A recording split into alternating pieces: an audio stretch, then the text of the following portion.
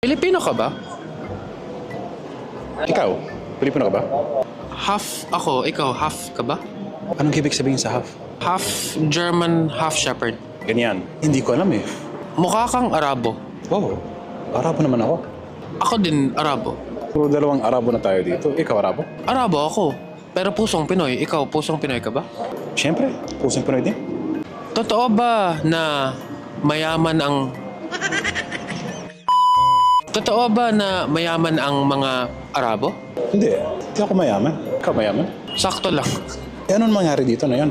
Kung half ka, anong paborito mong pagkain na Pilipino? Kasi ako gusto ko kare-kare.